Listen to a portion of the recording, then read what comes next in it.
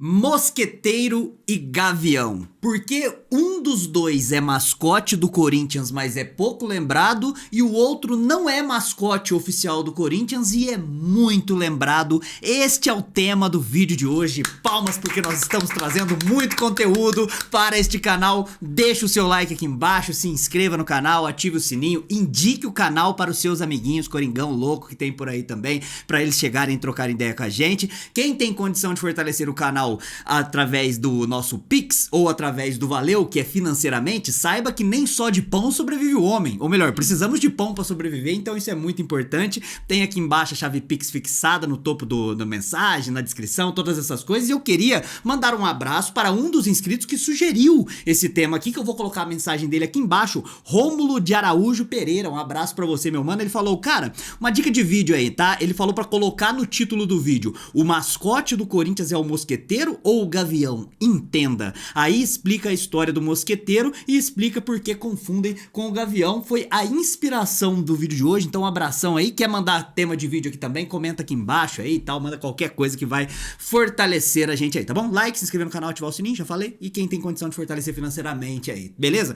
Pra que vocês entendam de uma vez por todas aí por que o mosqueteiro é o mascote oficial do Corinthians e o gavião não, a gente primeiro precisa entender a história do mosqueteiro, como que surgiu. E para isso existem duas versões, uma oficial, que tá inclusive divulgada lá no Parque São Jorge, no site oficial do Corinthians e tal, e tem a não oficial, que é uma versão da primeira origem, que só tem ali através de historiadores apalavrados que conversaram e tal, só registros que não são escritos, né? Não sei como é que é o nome técnico para isso aí. Eu vou contar primeiro a versão não oficial, tá bom? Lá em meados do início do século XX, né, depois da fundação do Corinthians, por volta de 1913, existiam ali duas confederações, que não eram consideradas ainda confederações, né?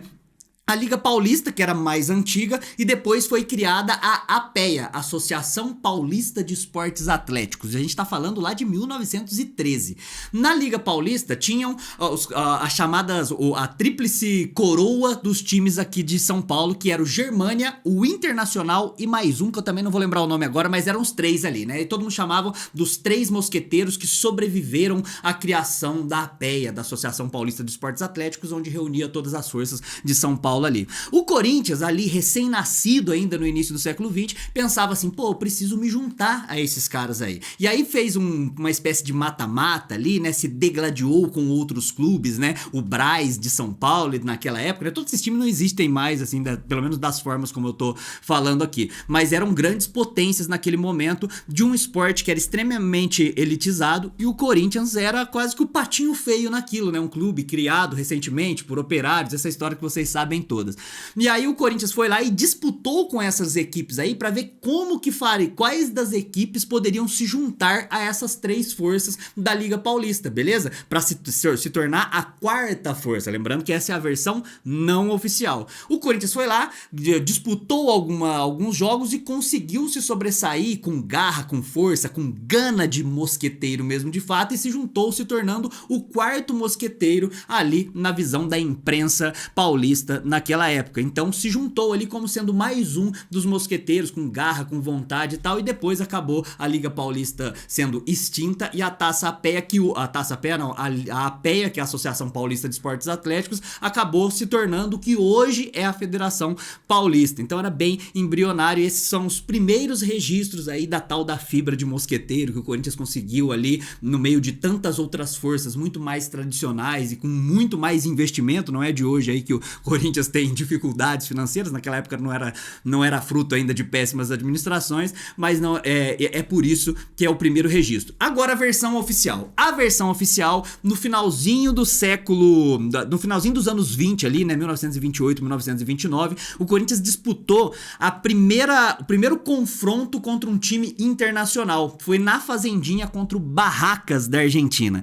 E como já é de praxe aí, né? O Corinthians gosta de fazer a gente sofrer, né? O Corinthians gosta de tratar a gente como capacho e ficar pisando. O que aconteceu? O Barracas saiu na frente num jogo que eles estavam jogando muita bola e o primeiro tempo foi realmente muito complicado, só que a fazendinha ali lotada, né? Com o Parque São Jorge recém-construído. O Corinthians no segundo tempo voltou com uma gana diferente. Tava toda a imprensa paulista ali presente e essa gana diferente aí fez com que o Corinthians empatasse a partida, depois virasse o jogo para 2-1 e fizesse 3-1, ganhando o seu primeiro confronto internacional contra o Barracas da Venezuela, da Argentina. O que acontece?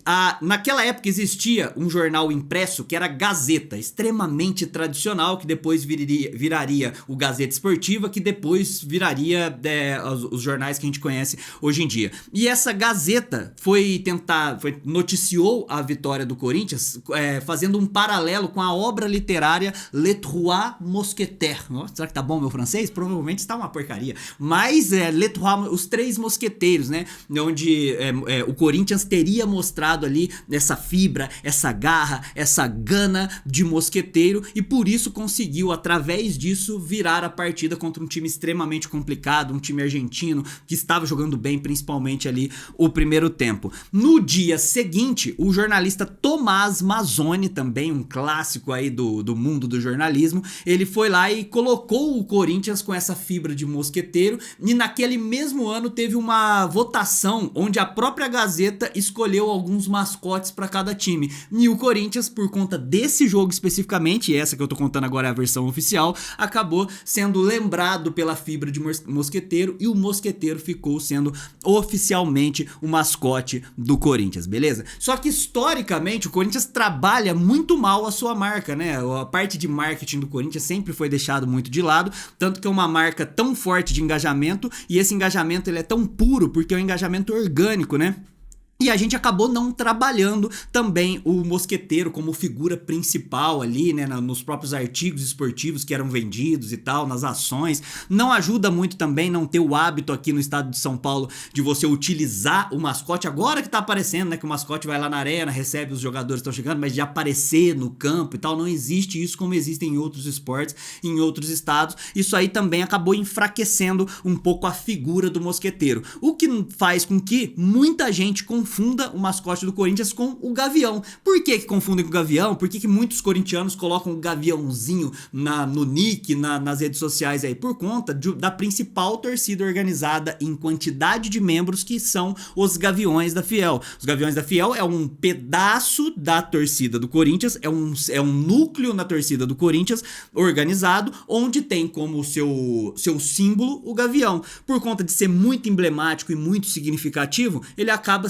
chegando para mais pessoas do que o próprio mosqueteiro aí, acaba confundindo. Mas, de uma vez por todas, você tem que saber que o Gavião, ele simboliza a torcida organizada, simboliza os Gaviões da Fiel, e não são todas as torcidas organizadas, porque são várias ali, as principais aí, Gaviões, Camisa 12, Estopim, Pavilhão, Coringão Chopp, Camisa 12, eu já falei Camisa 12, né? Então, tem todas ali, mas os Gaviões especificamente são simbolizados aí pelo Gavião, que também fica muito mostrado em carnaval, quando tem o desfile, o carro abre alas ali, normalmente é com um gaviãozão muito louco. Há pouco tempo aí, né, alguns jogos, teve um menino que subiu no meio dos Gaviões lá também com uma máscara de gavião, aí fizeram uns vídeos muito legais assim também. Então isso aí vende muito mais do que pra torcida poder aceitar como mascote do que o próprio mosqueteiro. Mas oficialmente o mascote do Corinthians e o que tem ligação direto com o Corinthians, instituição, clube, história, glórias e tudo mais, acaba sendo de fato o mosqueteiro e não o Gavião, beleza? Então tá explicado aí pra vocês. Quanto tempo deu primeiramente? Conseguiu explicar? 9h26. Eu consegui explicar antes de 10 minutos? Então pausa pra mim. Não esqueça de deixar o like aqui embaixo, que é muito importante. Será que eu esqueci de alguma coisa? Eu acho que não. Eu acho que eu não esqueci de nada. Então deixa o seu like, se inscreva no canal, ative o sininho. Você está gostando desses vídeos que estão acontecendo sempre à tarde aí? Vídeo de história, hein, cara? Vocês estavam pedindo aí, pô, Adalto, você não fala sobre vídeo de história. Eu falo sim. Aqui você chega aqui, não deixa o like, não manda um valeu, não manda um pix, não fortalece, aí fica difícil da gente trazer esse conteúdo aqui também, tá bom? Muito obrigado. Até a próxima. Vai Corinthians, e contra rival é poucas ideias. Tamo junto, hein?